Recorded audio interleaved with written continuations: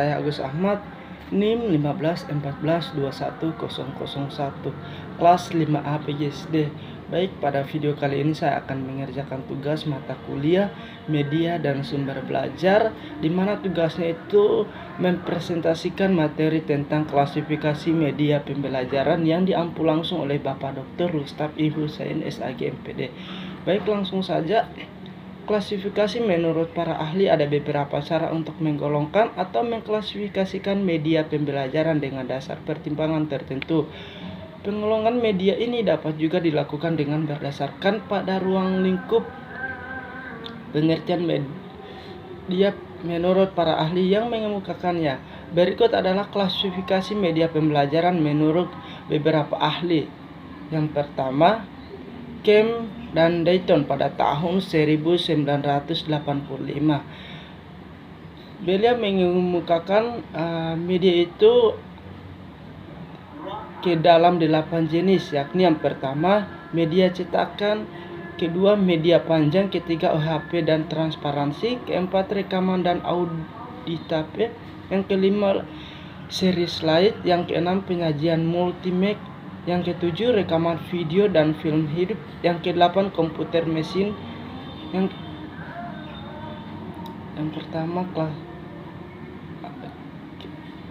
Yang pertama media cetakan, di mana media cetakan yakni meliputi bahan-bahan yang disiapkan di atas kertas untuk pengajaran dan informasi, misalnya buku, lembaran pantun, penuntun belajar, penuntun instruktur, brosur, dan teks terprogram. Kedua, dia ada media panjang, di mana media panjang ini pada umumnya digunakan untuk menyampaikan pesan atau informasi di depan kelompok kecil, misalnya papan tulis, film besar, papan magnet, papan kain, papan blit, dan pameran. Yang ketiga itu ada OHP dan transparansi, di mana OHP dan transparansi ini yakni diproyeksikan untuk visual baik berupa huruf, lambang, gambar, grafik, dan gabungannya pada lembaran tembus pandang atau plastik yang dipersiapkan untuk diproyeksikan ke sebuah layar atau dinding. Yang keempat, dia ada rekaman auditape, di mana di rekaman auditape ini berisi pesan dan pelajaran dapat direkam pada tape magnetik, sehingga hasil rekaman itu dapat diputar kembali pada saat diinginkan. Yang kelima, dia ada seri slide film bingkai, di mana di seri slide film bingkai ini suatu film transparansi yang berukuran 35 mm dengan bingkai 2x2 inci.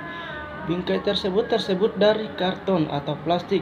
Film bingkai diproyeksikan melalui slide proyektor. Program kombinasi film bingkai bersuara pada umumnya berkisar 10-30 menit dengan jumlah gambar 10-100 buah. Penyajian multi-image. Di dalam penyajian multi-image, media berbasis visual, image atau perumpamaan dapat memberikan hubungan antara isi materi pelajaran dengan dunia nyata. Bentuk visualnya berupa gambar representasi seperti gambar, lukisan, atau foto yang menunjukkan bagaimana suatu benda.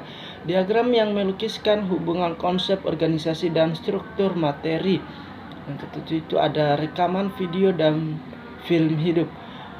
Rekaman video dan film hidup itu berisi film atau gambar hidup, merupakan gambar dalam frame, di frame, demi frame diproyeksikan melalui lensa proyektor secara mekanis sehingga layak dilihat gambar hidup. Kedelapan, ada komputer mesin yang dirancang khusus untuk manipulasi yang diberi kode. Mesin elektronik yang otomatis melakukan pekerjaan dan perhitungan sederhana. Berikutnya Les Simple dan Rig pada tahun 1992. Beliau mengklasifikasikan media ke dalam 5 kelompok, yakni yang pertama media berbasis manusia, di mana media berbasis manusia ini terdapat guru, instruktur, tutor, main peran, dan kegiatan kelompok. Yang kedua, dia ada media berbasis cetak, di mana di media berbasis cetak ini berisi buku, penuntun, buku latihan, alat bantu kerja, dan lembaran lepas. Terus yang ketiga dia ada media berbasis visual, di mana di dalam media berbasis visual ini terdapat buku, alat bantu kerja dengan grafik, peta gambar, transparansi, dan slide. Yang berikutnya ada media berbasis audio visual, di mana di media berbasis audio visual ini berisi video, film, program slide tape, dan televisi. Dan yang kelima itu media berbasis komputer, ini berisi pengajaran dengan bantuan komputer, interaktif video dan hypertext. Berikut Sells dan Glasgow pada tahun 1990 dia mengungkapkan bahwa melakukan klasifikasi media pembelajaran berdasarkan perkembangan teknologi.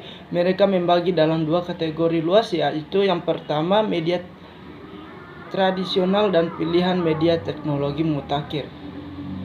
Yang pertama pilihan media tradisional, di mana di pilihan media tradisional ini dia yang pertama ada visual diam yang diproyeksikan,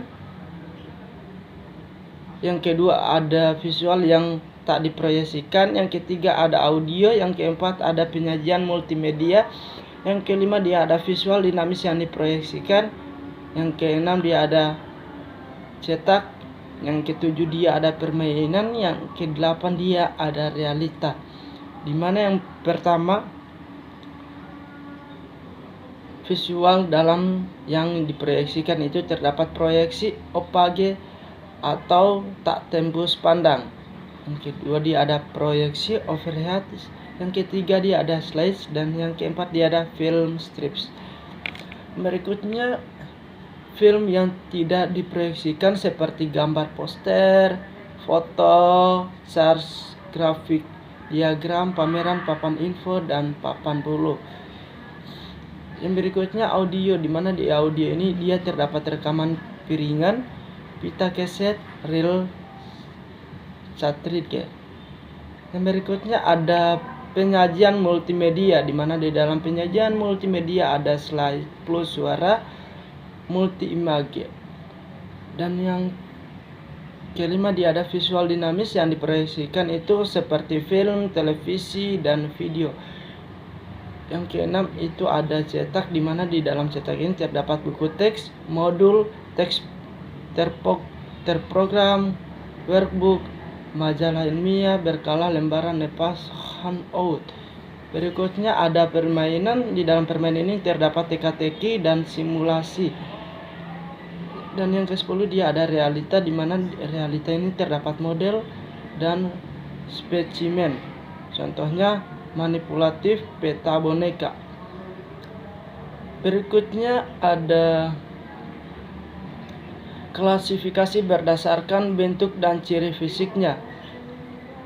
Klasifikasi berdasarkan bentuk dan ciri fisiknya ini ada terdapat berapa macam, yakni yang pertama media pembelajaran 3 dimensi, yang kedua media pandang diam, yang ketiga media pandang gerak, yang keempat dia Gerlach dan Ehrlich, dan yang kelima dia Phil Manetton Pistor.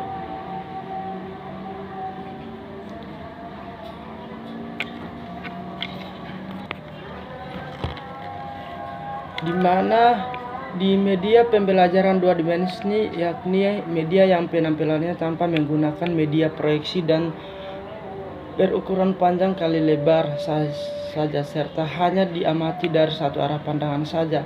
Misalnya peta, gambar, bagan, dan semua jenis media yang hanya dilihat dari sisi datar saja. Terus yang kedua dia ada media pembelajaran 3 dimensi, yaitu media yang penampilannya tanpa menggunakan media proyeksi dan mempunyai ukuran panjang, lebar, tinggi, tebal, serta dapat diamati dari arah pandang mana saja, misalnya meja, kursi, mobil, rumah, gunung, dan sebagainya. Terus yang ketiga dia ada media pandang diam. Nah, di dalam media pandang diam ini yakni media yang menggunakan media proyeksi yang hanya menampilkan gambar diam di layar, tidak bergerak, statis, misalnya foto, tulisan, atau gambar binatang yang dapat diproyeksikan. Yang keempat dia ada media pandang gerak. Nah, di dalam media pandang gerak ini yakni media yang menggunakan media proyeksi yang dapat menampilkan gambar bergerak di layar, termasuk media televisi dan video tape recorder yang termasuk di media pandang gerak yang disajikan melalui layar screen komputer atau layar lainnya. Dan yang terakhir itu ada wireless dan early, di mana tersebut mengklasifikasi media berdasarkan ciri-ciri fisiknya ke dalam 8 tipe, yakni yang pertama bendas yang sebenarnya, yang kedua presentasi verbal media cetak, yang ketiga presentasi grafis, yang keempat dia potret, yang kelima dia ada film, yang keenam dia ada rekaman suara, dan yang ketujuh dia ada program. Baik, itulah presentasi dari saya. Lebih dan kurangnya saya mohon maaf. Wabillahi taufiq wal hidayah. Wassalamualaikum warahmatullahi wabarakatuh.